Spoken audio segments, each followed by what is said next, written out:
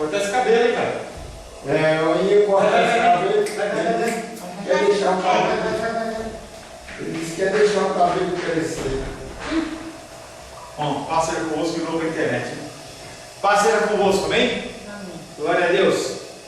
Estamos estudando uma das posições das visões do milênio, dos fins dos tempos.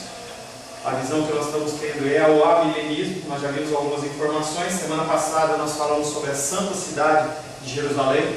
Essa Jerusalém que nós vimos que o Israel de Deus realmente é Cristo, como um corpo, e nós fazemos parte desse corpo como a noiva. Vimos também na semana passada sobre o reino de Davi. Finalizamos, iniciando o estudo, falando sobre o templo de Deus. E aí a nossa pergunta que ficou na semana passada é: haverá necessidade de se construir um templo novamente? Um templo como o de Jerusalém? Um templo como certa igreja construiu lá em São Paulo, reproduzindo? Será que há necessidade de se construir novamente um templo para o Senhor? Um Deus que é feito, que habita não num templo de mãos humanas? É isso que nós vamos estar vendo no dia de hoje. Muito se fala no Antigo Testamento do templo de Deus. Sempre o povo ele procurou construir algo para que Deus habitasse. O ser humano ele tem necessidade de pegar, de ter algo palpável. A partir daí nasce a idolatria de imagem e tudo mais, porque as pessoas elas querem pegar. Contava aí o fato da igreja lá de São Paulo, em que a sacerdote lá, a esposa do apóstolo lá, colocou o pezão para frente, descalço em cima do altar, e os homens passavam, os fiéis, os membros da igreja passavam, uma multidão, e eles todos passando a mão no pé dela. Passando a mão no pé dela, e aí depositavam as suas ofertas. Você pode deixar a sua oferta aí do lado do meu pé. E aí ele falava assim: mostra para Deus que você tem fé. Então, as pessoas elas gostam de pegar. Quando você apresenta a ela coisas do tipo, pegue em mim, toque em mim, as pessoas ficam contentes. Foi assim no Antigo Testamento, tanto que o Senhor ele constrói o tabernáculo para ter um lugar para a adoração. Depois o templo de Salomão, o templo suntuoso, grande, que foi destruído, e depois reconstruído, e novamente destruído em 70 depois de Cristo. E o ser humano continua querendo reconstruir o templo.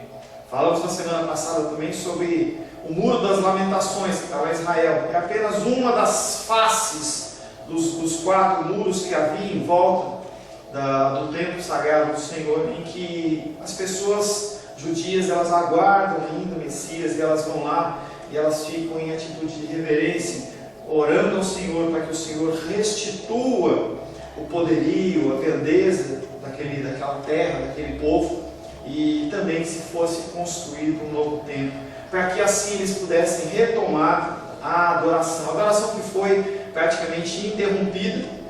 Não há mais sacrifícios no templo, mas as pessoas elas ainda aguardam a vinda de um Messias. Eles não reconheceram Jesus Cristo como Messias. Nós já vimos que no fim dos tempos um dos sinais seriam que realmente o Israel de Deus ele estaria se convertendo ao Senhor, mas no dia de hoje, o tempo que se chama hoje a grande maioria do povo judeu, o povo israelita, eles estão aguardando a volta do Messias e ali com frequência fazendo orações perante aquele muro.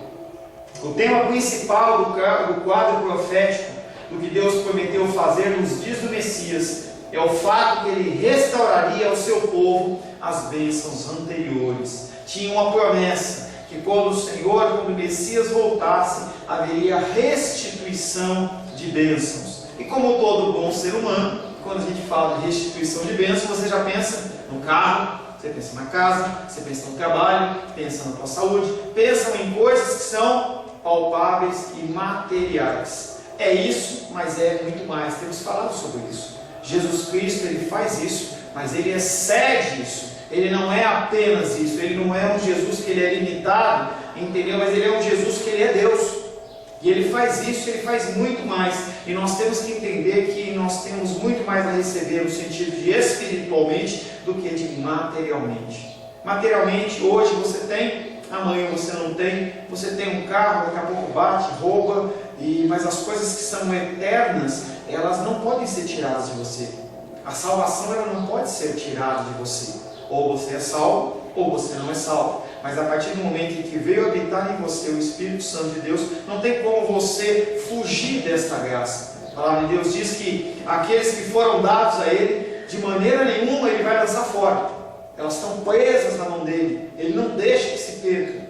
Ele dá o escape, Ele dá o livramento. No fim dos tempos nós temos falado também que as tribulações que já se iniciaram a partir da morte e ressurreição de Cristo, elas estão continuando, as pessoas têm sido decapitadas, perseguidas, mortas, perdido seus empregos. Ela vai se intensificar até um momento em que a palavra de Deus diz: por causa dos meus eleitos, por causa dos salvos, eu vou parar com essa tribulação, porque senão nem eles vão suportar. Ou seja, naquele momento em que chegar o limite em que as pessoas que são dele não vão suportar mais, é dado um basta. Essa não é toda a história, não é só bênçãos materiais, são bênçãos espirituais. Não só no Novo Testamento, mas nos profetas do Antigo Testamento é revelado o cumprimento das bênçãos da nova aliança, e que elas excederiam em muito o que o povo de Deus já tinha recebido. A palavra de Deus diz que olhos não viram, ouvidos não ouviram, a sua mente não consegue imaginar o que Deus tem preparado para você. Amém? É uma coisa maravilhosa. Nada que você possa imaginar. Então, se for pensar hoje numa sobremesa, ou numa comida, ou numa coisa, nada que você possa imaginar alcança os pensamentos de Deus. O pensamento de Deus é um pensamento muito maior que a nossa mente pode entender. Mas o povo de Israel faz relação com a antiga aliança. Será que é só o povo de Israel? Será que é só o povo de Judá? Será que é alguma tribo específica que vai ser salva? Isaías capítulo 11, verso 13. Isaías 11, verso 13.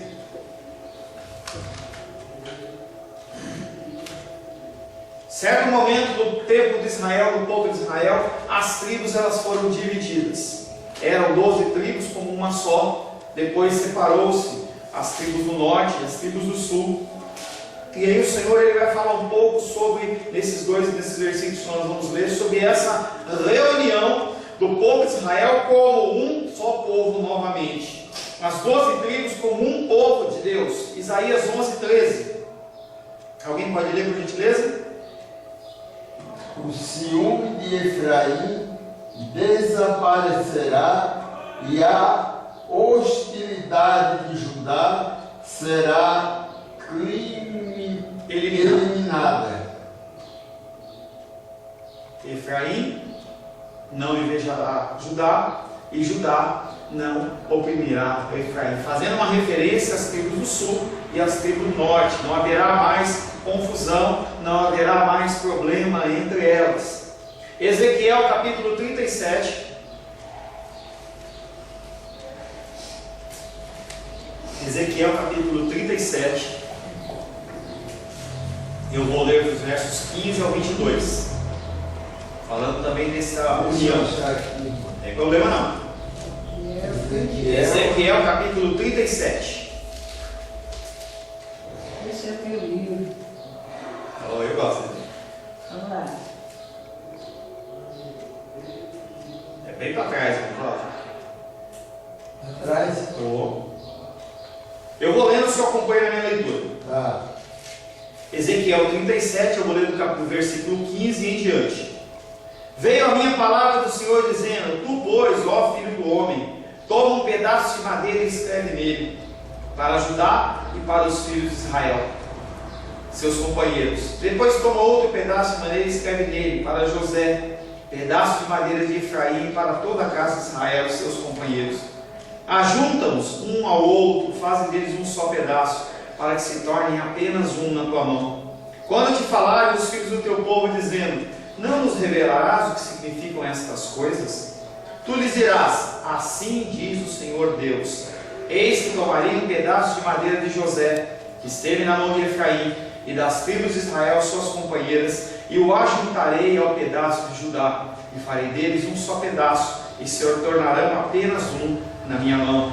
Os pedaços de madeira em que houveres escrito estarão na tua mão perante ele. Dize-lhes: assim diz o Senhor Deus: Eis que eu tornarei os filhos de Israel de entre as nações, para onde foram, e os congregarei de todas as terras, e os levarei para a sua própria terra.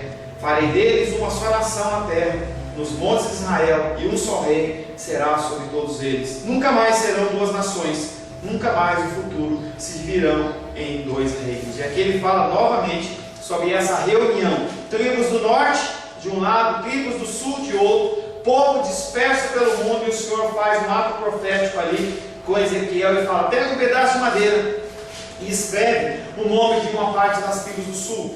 Do outro lado você coloca as tribos do norte, junta eles na sua mão como se fosse uma vara, e fala assim: nunca mais essas tribos elas se separarão, elas serão como um só povo. Isso também vai acontecer no fim dos tempos.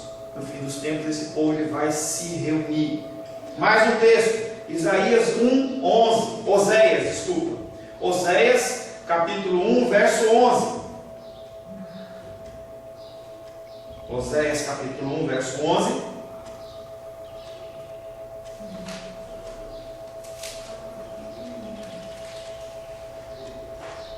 Achou, vocês? Oséias capítulo 1 verso 11. Pode ler, por gentileza? Eu trouxe uma Bíblia, não é a minha. Eu leio, mas quando mistura tudo, os filhos de Judá e os filhos de Israel se congregarão e continuarão sobre si, constituirão sobre si uma cabeça e subirão da terra, porque grande será o dia de Jezreel. Então ele está falando mais uma vez sobre a união dos filhos de Judá e os filhos de Israel. E é o último texto ainda em Oséias, capítulo 3, verso 5. Depois tornarão os filhos de Israel e buscarão o Senhor seu Deus e a Davi seu rei. E nos últimos dias, tremendo, se aproximarão do Senhor e da sua bondade. Falando também, como nos outros textos, sobre essa união do povo de Judá e o povo de Israel, como um só povo, todos debaixo do reinado de Davi. Mas Davi não está morto? Não, ele está falando de Davi espiritual, que é Jesus Cristo, aquele que é descendente de Davi, que vai sentar no trono de Davi e vai reinar as nações com vara de ferro, segundo a sua palavra. Será que é só o povo de Israel? Será que é só o povo de Israel que vai fazer parte desse mistério? Não. Os gentios, aqueles que ainda não estão inclusos ou que vão ser incluídos no povo de Deus, também vão ser incluídos. Isaías capítulo 2. Está perdido, Rovaldo? Está perdido na Bíblia? Eu trouxe uma Bíblia, não é a minha. Vai no índice. Isaías capítulo 2. A minha. Isaías capítulo 2, verso 2, 3 e 4. Nos últimos dias acontecerá que o monte da casa do Senhor será estabelecido no cimo dos montes e se elevará sobre os outeiros. Para ele afluirão todos os povos. Tem mais? Por favor, 2, 3 e 4. E irão muitas nações e dirão: vinde e subamos ao monte do Senhor e à casa do Deus de Jacó, para que nos ensine os seus caminhos e andemos pelas suas veredas. Porque de Sião sairá a lei e a palavra do Senhor de Jerusalém. Ele julgará entre os povos e corrigirá muitas nações. Estas converterão as suas espadas em relhas. É relhas mesmo? Relhas de arados. De arado. E suas lanças em Podadeiras. podadeira. Uma nação não levantará a espada contra outra nação, nem aprenderão mais A guerra. a guerra. Nos últimos dias acontecerá que o monte da casa do Senhor será estabelecido no cimo ou no cume, no mais alto dos montes, e se elevará sobre os outeiros. Para ele afluirão todos os povos. Então está falando sobre a edificação desse templo espiritual de Deus, que ele vai estar acima de todas as coisas. e afluirão para lá todos os povos, ou seja, as pessoas não só judeus, não só judias, não só israelitas, mas pessoas que aceitam Jesus Cristo como Senhor. Eles vão ir em direção àquele Israel espiritual de Deus, não um lugar físico, não é algo físico, mas é algo espiritual. Irão muitas nações e dirão: vinde, subamos ao monte do Senhor e à casa do Deus de Jacó, para que nos ensine os seus caminhos e andemos pelas suas veredas. As pessoas, elas vão se converter dos seus maus caminhos e vão se converter ao Senhor, para que o Senhor mostre o caminho que eles devem seguir. Porque de Sião sairá a lei e a palavra do Senhor de Jerusalém. Ele julgará entre os povos e corrigirá muitas nações. Estas converterão as suas espadas em relhas de arados e suas lanças em podadeiras. O que era utilizado anteriormente para a morte, anteriormente para a guerra e para a destruição, vão ser usados para coisas pacíficas. Uma nação não levantará espada contra a nação e nem aprenderão mais a guerra. As pessoas, elas vão se converter e buscar ao Senhor. Mais um texto, Miqueias capítulo 4, versos 1, 2 e 3. Miqueias capítulo 4, versos 1, 2 e 3. Miqueias, lá no finzinho. Miqueias capítulo 4, versos 1, 2 e 3.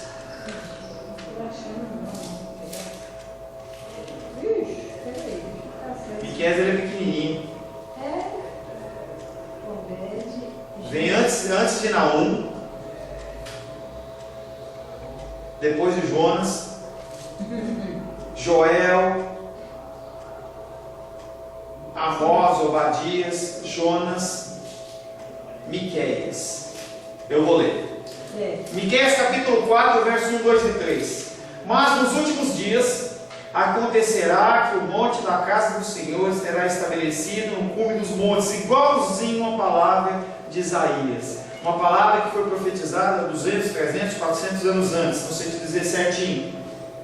Mas nos últimos dias acontecerá que o monte da casa do Senhor será estabelecido no cume dos montes, e se elevará sobre os outeiros, e para ela fluirão os povos. E aí segue o mesmo texto, seria a mesma profecia. Estou achando que está errado. Peraí, deixa eu pegar aqui na Bíblia.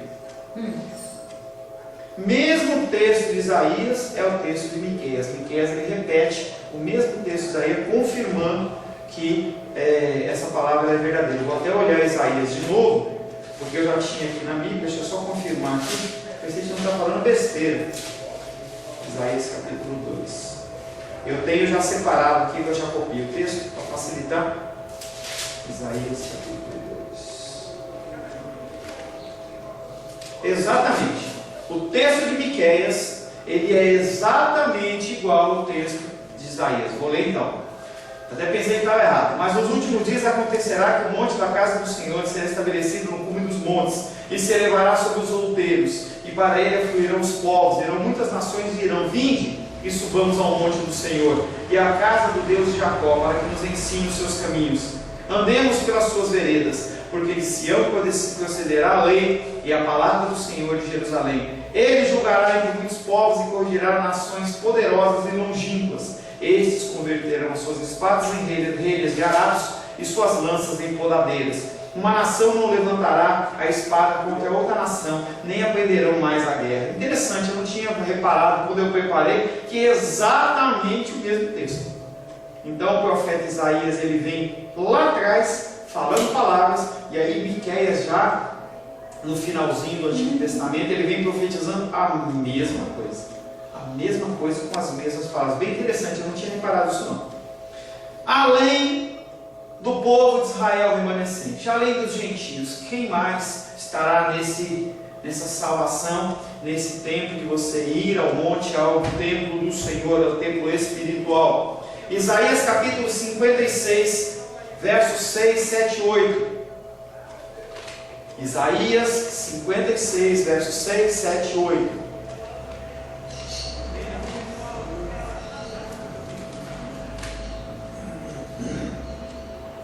Isaías 56, versos 6, 7 e 8. Achou aí, Rosa?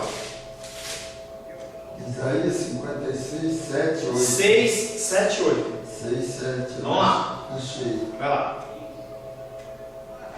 E os estrangeiros que se uniram ao Senhor para servi-lo, para amarem o nome do Senhor e prestar-lhe culto, todos os que guardarem o sábado, deixando de profaná-lo e que se apagarem a minha aliança, se apegarem à minha aliança, esses eu trarei ao meu santo monte e lhe darei alegria, a minha casa de oração, seus holocaustos e demais sacrifícios serão aceitos em meu altar, pois minha casa será chamada casa de oração para todos os povos. Assim. Verso 8. A palavra do soberano do Senhor, daquele que reúne os exilados de Israel, reunirei ainda outros, aqueles que já foram reunidos. Então ele está falando de mais um povo que vai ser restaurado. Aquele povo que está largadinho, jogadinho por aí. Pessoas que não conhecem o Senhor, mas que naquele dia vão ser tocadas pelo Senhor. E eles vão fazer parte. O povo de Israel, logo que saiu, eles saíram do Egito. Muitos acham que só foram israelitas que saíram. Só judeus, ou hebreus, né? Só hebreus que saíram do Egito. Não foi nada. Entenda que quando o Egito ele foi elevado a uma alta potência, e o povo de Israel, que não era israelita ainda, era hebreu, não existia o termo israelita ou judeu, era hebreu. Enquanto o povo hebreu começou a morar lá, eles foram se multiplicando, como acontece hoje, por exemplo, em relação a São Paulo e as cidades mais importantes, geram muito emprego, a pessoa sai de lugares que não tem emprego. Você vê muito pessoal do norte aqui no Brasil, saem e faz aquele como que um êxodo da terra deles e vão para lá. Aquilo era comum, gente.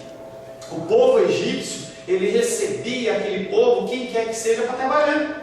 Porque conforme vai subindo o nível da pessoa, a pessoa começa a não querer trabalhar mais em trabalhos braçais. Isso acontece na Europa hoje, em países como, por exemplo, a Suíça, no Japão.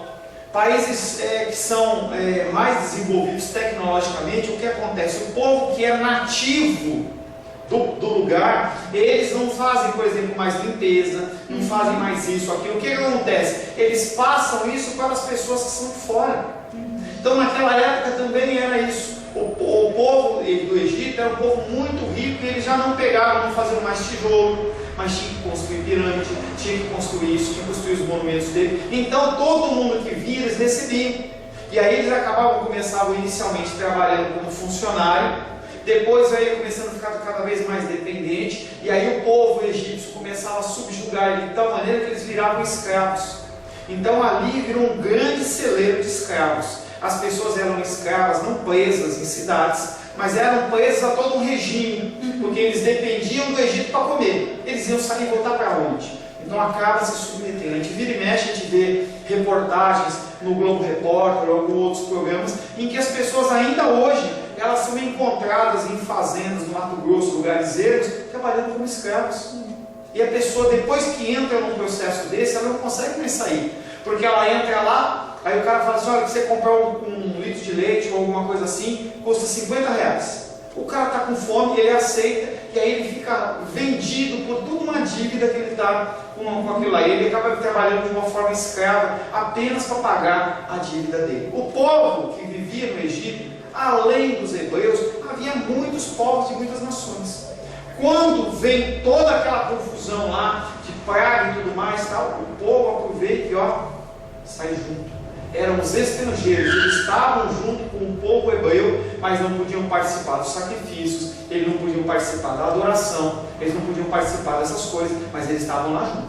Aqui o Senhor está falando desse povo, esse povo que também ele anda à margem, mas não conhece o Senhor. Mas naquele dia ele vai ser tocado pelo Senhor e vai ser resgatado. Coisa bonita, né?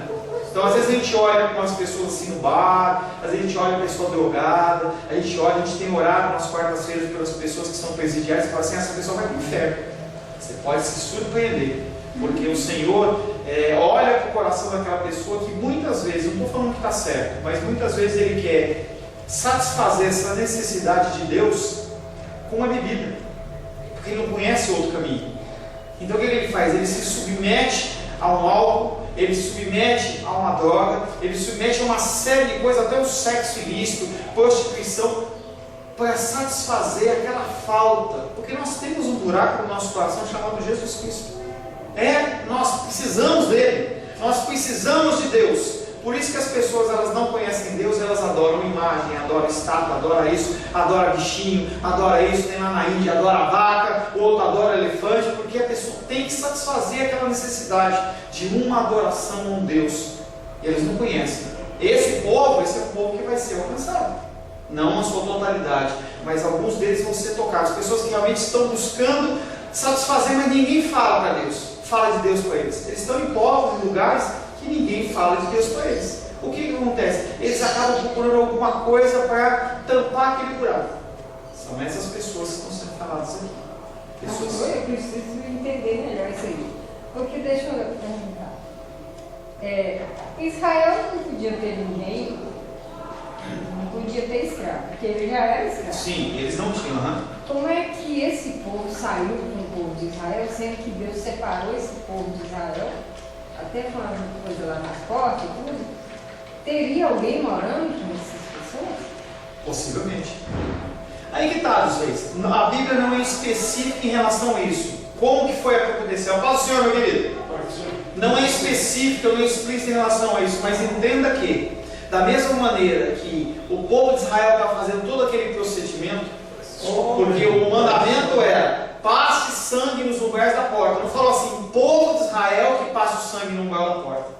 Tanto que havia um comando, se você do povo de Israel sair da tua casa, você morre. Então a bênção não estava sobre o povo de Israel naquela época, estava sobre aquela obediência do sangue na porta. Eu pergunto para você, você nasceu evangélico? Quando você entrou na igreja, você não aprendeu o costume cristão? A paz do Senhor, quem que te ensinou? Você olhando as pessoas fazerem. Glória a Deus, lê a Bíblia, faz as coisas. Você naturalmente, você entra e você começa a observar. Creio eu, a Bíblia não está dizendo isso, creio eu, que eles viram aquele burburinho e falaram assim, opa, esse povo está fazendo, vamos fazer também. Nem morando na casa deles, vamos passar um sangue aqui também. E fizeram aquilo, creio eu. A Bíblia não diz, não especifica. O que eu tenho de informação não bíblica, mas, fala, senhora querida, não bíblica, mas histórica, porque os relatos da saída do povo estão anotados, estão lá nos livros do egípcio, está no livro dos babilônicos, está esses negócios tudo escrito, porque o pessoal sabia. Lembra quando entraram em Canaã, que está estudando Josué? A gente ficou sabendo o que aconteceu lá no Egito. Quem que soube? Alguém contou. Opa, pera um pouquinho, chegou em cima, mas você não é judeu, como é que foi isso? Então ele pode ter copiado todo um procedimento, porque se o povo de Israel saísse da sua casa, mesmo sendo judeu, o que ia acontecer com ele? Morria. Então esse povo estrangeiro, ele sempre andou à margem. E aí quando há aquela ordem de Faraó, saiam todos para cá antes que a gente seja destruído, você acha que eles não iam aproveitar a brecha? Você acha que o povo do Egito ia ficar contando se era povo hebreu ou se era povo de outro? Não ia nada, quer que todo mundo saia. Gente, foi uma grande destruição. Destruição na área econômica, social, religiosa, na área espiritual. Quando aqueles pulgões lá, aqueles piolhos começaram a atacar eles, os sacerdotes eles andavam carecas, eles andavam com vestes brancas, e eles não podiam se apresentar perante o Deus deles com ferida, com nada, tem que ser perfeito. Olha o modelo bíblico da ovelha sem mancha, sem mácula, sem defeito. Eles tinham aquele modelo que eles observavam. E aí naquele momento eles não podiam oferecer adoração. Problema espiritual, eles ficaram perdidos. E aí quando vem a última praga, que toda a família tem um primogênito morto, sai. Mas eu não sou hebreu, eu não quero saber, sai daqui, eu não quero saber de mais nada. E aquele povo aproveitou e foi junto com o povo de Israel. Tá? Amém? Aonde foi que nós lemos essa aí que o Senhor entrou? Qual delas? Eu falei muita Porque o coisa. Senhor disse assim, que esse povo vai ser unido. Isaías, capítulo 56, versos 6, 7 e 8. Aos estrangeiros que se chegam ao Senhor para o servirem e para amarem o nome do Senhor. E aí, antes de eu continuar lendo, lembra que, por exemplo, o eunuco, lá no Novo Testamento, ele foi uma pessoa que ele morava lá na Etiópia, e ele foi lá adorar a Deus, e ele voltou adorando a Deus. Aquele que era o leproso lá, como é que era o nome daquele leproso lá, o general lá? Eu não lembro não, Mas lembra da história? Lembra? Aquele general que tinha lepra. É. Ele voltou em adoração ao Senhor. Então essas pessoas eram pessoas. Naamã. Tá? Então Naamã, quando ele volta para a terra dele, ele volta adorando a Deus. Então essas pessoas são os estrangeiros.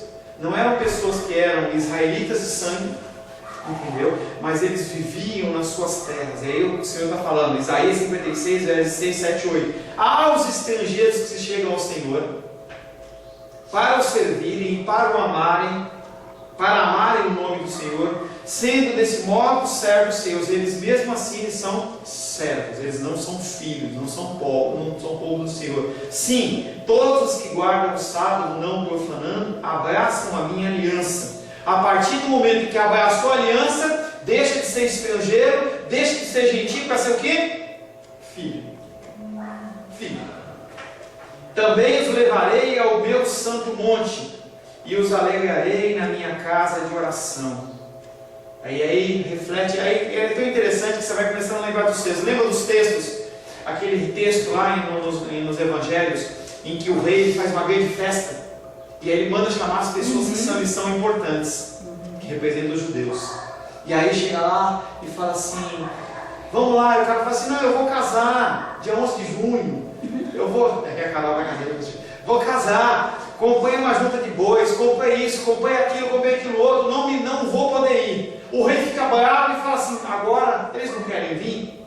A comida está posta, não dá, então vamos chamar o resto. Aí sai chamando o povo da rua, aí ele volta, o rei fala assim, não, mas ainda tem lugar, põe para dentro todo mundo, põe os mancos, põe os doentes, os deficientes, os estrangeiros aí, põe todo mundo para dentro, todo mundo ali vai ser chamado pelo Senhor para estar nesse tempo de adoração ao Senhor. Os seus holocaustos, os seus sacrifícios serão aceitos no meu altar, porque a minha casa será chamada a casa de oração. Para quem? Todos os povos. Assim diz o Senhor Deus, que congrega os dispersos de Israel. Ainda congregarei outros aos que já se acham reunidos. E os seus sacrifícios eles serão aceitos no altar de Deus. Zacarias capítulo 14, lá no finzinho da Bíblia, do Antigo Testamento. Zacarias 14.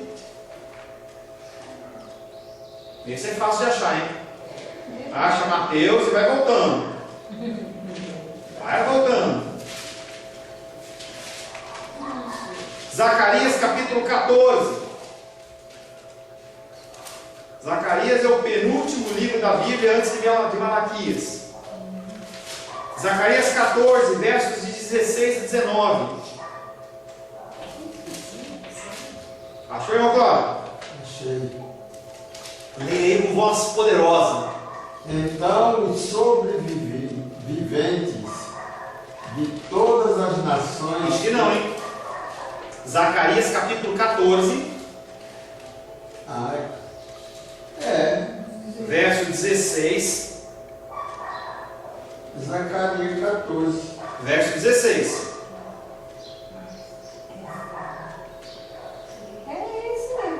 Então os sobreviventes de todas as... desculpa, continua, que a tua versão está diferente. Vai continuar, desculpa. De todas as nações que atacaram Jerusalém, subirão ano após ano para adorar o Rei, o Senhor dos Exércitos, para celebrar a festa das cabanas, e algum dentre os povos da terra não subir a Jerusalém para adorar o Rei, o Senhor dos Exércitos não virá para ele a chuva, se os egípcios não subirem para participar, o Senhor mandará sobre eles a praga com a qual afligirá as nações que recusarem a subir para celebrar a festa das cabanas. Festa das cabanas ou tabernáculos. Tá? Sim, essa será a reunião do Egito de todas as nações que não subirem a celebrar a festa das cabanas. No fim dos tempos, o Senhor ele vai separar joio e separar trigo. Todos vamos ter que adorar ao Senhor. Todo joelho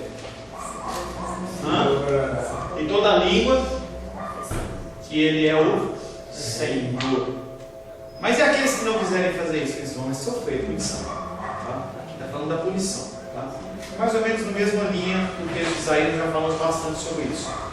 Entre os gentios recolhidos, entre eu e você, vão ser separados sacerdotes e levitas. Isaías 66, verso 21. Olha que privilégio que nós vamos ter. Ser sacerdotes do Senhor, ser levitas, aquelas pessoas que adoram o Senhor, que cuidam da casa do Senhor. E aí entenda que o termo levita, Isaías capítulo 66, verso 21. O termo levita, ele tem meio que sido trocado e bagunçado nos dias de hoje, e a pessoa acha que levita é apenas aquele que vem, toca umas músicas e depois vai embora. Às vezes nem fica para o culto. Levita é aquele que participa, inclusive, na organização da casa, limpeza do banheiro, limpeza, organização. Esse é o verdadeiro levita, inclusive aquele que adora ao Senhor. Isaías 66, 21, alguém leia por gentileza? E mesmo dentre eles eu tomarei sacerdotes, levitas, diz o Senhor. Privilégio. Das 12 tribos de Israel, uma tribo foi separada, a tribo de Levi, que era aquela que podia ter contato com o Senhor. E aqui ele está falando que dentre aquelas pessoas que são gentias, nós, entendeu, que aceitamos o Senhor através de Cristo, mas não temos o sangue judeu, o Senhor ele vai separar entre nós pessoas como sacerdotes, pessoas como levitas, como adoradores ao Senhor. Esse é um privilégio. A chave para o cumprimento dessas maravilhosas promessas, e não é a Brastemp, não é o carro, não é a casa, não é o casamento, não é o trabalho, o concurso público, mas é muito mais que isso. A chave para o cumprimento dessas maravilhosas promessas é a vinda de Jesus Cristo, no caso a segunda vinda. O próprio Jesus declarou, Mateus capítulo 12, verso 6. Mateus capítulo 12, verso 6. Abre aí. Mateus 12, 6. Aqui está o que é maior do que o templo. O Senhor fala assim: não, gente, vocês estão entendendo errado. Esse templo é um templo que cumpre um propósito, mas eu sou muito maior que ele. Eu, como um templo, eu sou muito maior do que ele. Eu sou o Senhor do sábado. Ele apontando para ele, e as pessoas não entendem. João capítulo 2, verso 19 a 22. João capítulo 2, verso 19 a 22.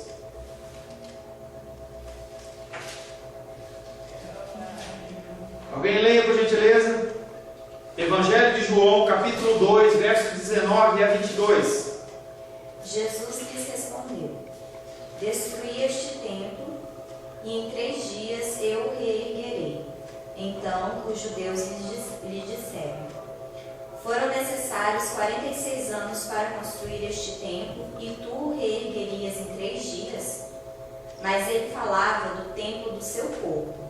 Por isso, depois que Jesus foi ressuscitado dentre os mortos, os seus discípulos lembraram-se de que ele falara assim, e creram na Escritura, bem como na palavra que ele havia dito. Por que o ser humano tem dificuldade em entender coisas espirituais?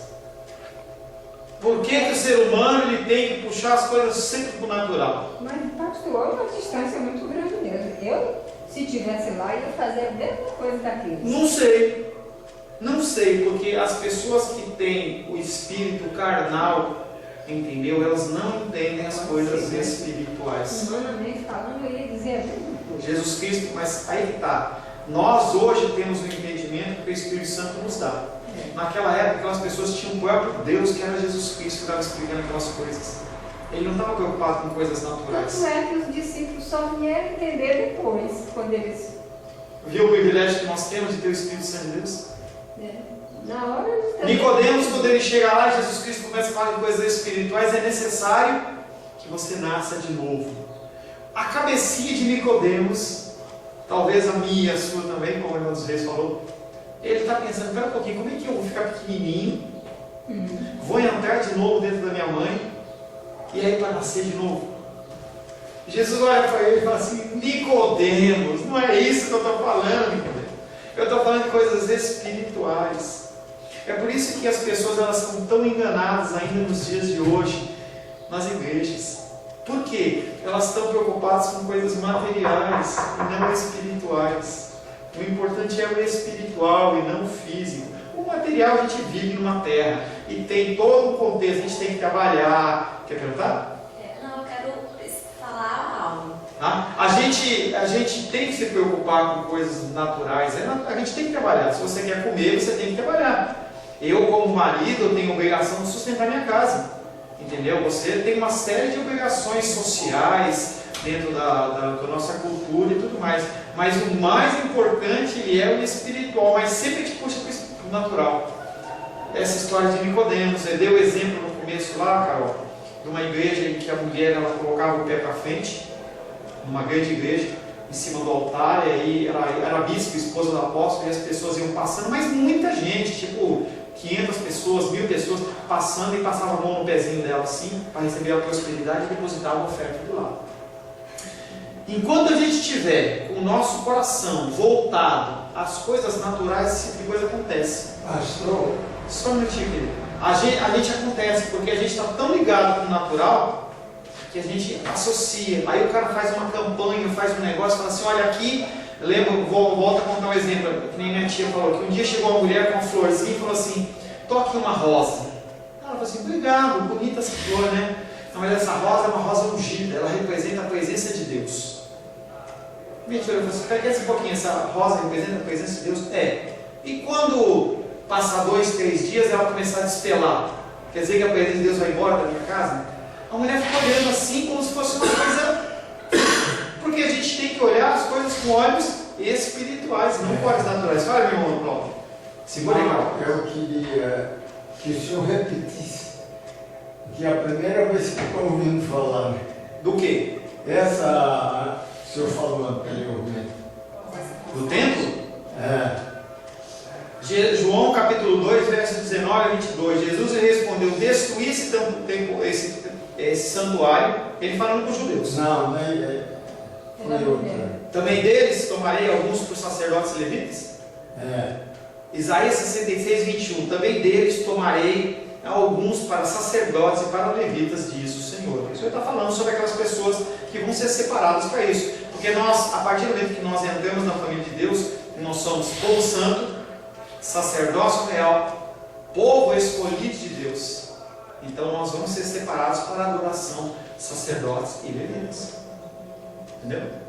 Fale, Carol. Você ia fazer um comentário aí. Não, que você até comentou uma vez falando que a gente tem, porque tem a questão, né, da soberania de Deus e da nossa responsabilidade, Sim. né? Sim. E aí eu vejo essa questão assim de, igual a irmã você está falando, né? Se a gente estivesse lá, talvez a gente ficaria nessa mesma questão de escutar e ficar assim, não estou entendendo nada.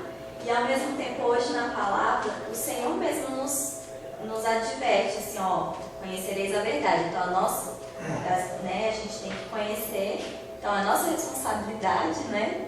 É buscar conhecer. Vamos buscar. Porque se a gente não vai, graças a Deus a gente tem o Espírito Santo, né? Que Ele vai nos revelando assim. Porque senão a gente não ia realmente dar conta. E a gente, essa responsabilidade de buscar, porque senão a gente fica igual fazendo dessa forma. Normal. Né? Porque a palavra de Deus, Jesus Cristo fala assim, que ele fala em parábolas para aqueles que ouçam não entendam. Mas se você realmente é uma pessoa diligente, você vai atrás do estudo, você vai atrás do entendimento. Você lê um texto, eu não estou entendendo, você tem que buscar. Não é simplesmente deixar passar. Não é simplesmente deixar passar. E pela graça e misericórdia de Deus, nós temos a oportunidade de olhar para isso. Porque conforme você observou bem, eles só creram depois que Jesus Cristo morreu e ressuscitou. Até então eles olharam também. Eu vou falar assim, não vou falar nada não, senão Jesus Cristo vai ficar comigo. Mas Jesus conhecia o coraçãozinho deles. E sabe outra coisa que eu acho assim, eu estava até comentando esses dias com o Fabiano. A gente lendo em Mateus, e ele chamando lá os discípulos, né, que seriam os 12, chamando, vem comigo. E eles iam. Como assim? Não, o cara, que coisa louca. a figura de Mateus, não olha a figura de Mateus. Mateus, ele era hoje um auditor fiscal do Tesouro Nacional. Tá? Quanto ganha um pessoal dessa? 30 mil? Muito, né? Muito. Sei lá, 30 mil reais. É. Imagina você hoje, sendo auditor fiscal do Tesouro Nacional. A gente tem um exemplo mais ou menos da filha dos reis, a promotora do MPU. Simplesmente uma pessoa chega para ela e fala assim, sai o que você está fazendo e vem. Vem, simplesmente. A pessoa não Jesus Cristo não falou para onde ir. Nada, vem. Abraão está lá na casa dele, com os familiares dele, bem posicionado, reconhecido, com comida à vontade, casadinho com a esposa dele, ali na família dele. Deus aparece para ele de alguma forma e fala para ele assim, sai da sua terra e sua parentela e vai para o lugar que eu vou te mostrar. Ou seja, imagina ele chegando para o papai dele e falando assim, pai, estou indo embora. É mesmo, filho? Quando você vai? Não sei. Não sei. Como sabe, meu filho?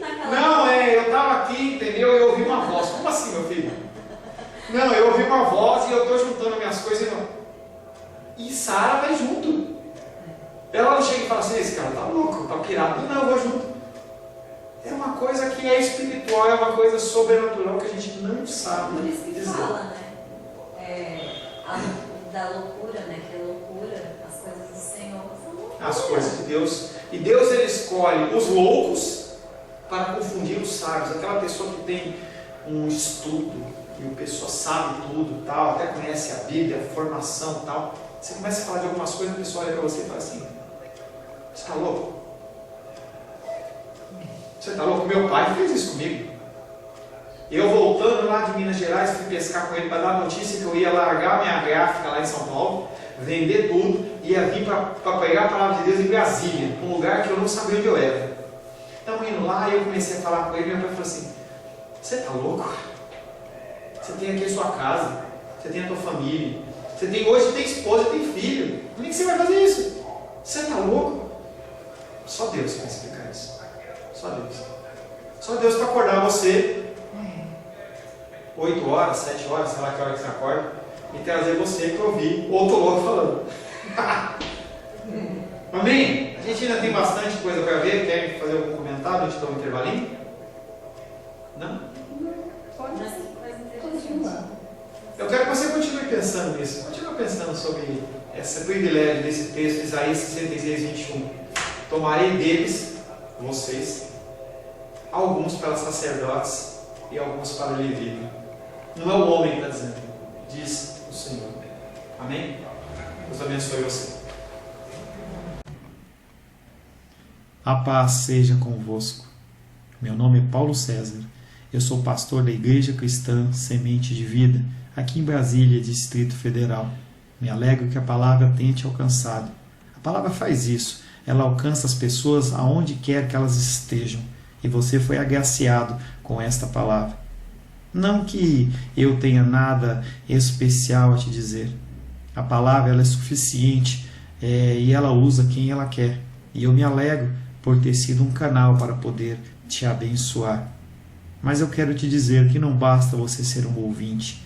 Não basta ser uma pessoa que se alegra quando você ouve a palavra de Deus. A vida ela é feita de decisões. Se você está ouvindo essa palavra hoje, eu creio que o Espírito Santo tem um propósito especial com você. Muito mais do que prosperidade, muito mais do que uma cura física, uma cura emocional ou espiritual, Ele quer te alcançar para a vida eterna. Nós investimos nosso tempo, nós investimos as nossas forças em coisas terrenas, mas o Senhor, Ele tem muito mais a oferecer. Ele tem sim para você a cura, Ele tem sim para você a prosperidade, mas Ele tem muito mais que isso. Submeta-se a um Deus que Ele é capaz de mudar e transformar a sua vida por completo. Creio que o Espírito Santo Ele é capaz de tocar o teu coração. Quero pedir que você curve a sua cabeça. Senhor, em nome de Jesus, coloco na tua presença essa vida que ouve esta ministração, que ouve esta palavra. Pai, eu não tenho capacitação nenhuma, mas o teu Espírito Ele é capaz sim de tocar nesta vida, gerar nela mudança, transformação, arrependimento, e que ela possa simplesmente bater no peito, convencendo-se que é pecadora e que precisa de um Deus salvador. Não há um caminho a ti, meu Deus, que não seja através de Cristo. E eu lhe peço, Pai querido, que você alcance essa vida e ele possa sim tomar uma decisão pessoal pelo Senhor, em nome de Jesus. Amém. Amém, meu querido. Amém, minha querida. Fico contente que você esteja ouvindo essa ministração até o fim. E peço que você não se limite a ouvir os cultos pela internet. Você procure perto da sua casa uma igreja, um lugar que proclame a palavra do Senhor. Eu oro para que o Espírito Santo te direcione nessa busca, porque muita coisa tem sido oferecida que não é o Evangelho. Eu abençoo a sua vida em nome de Jesus. Amém.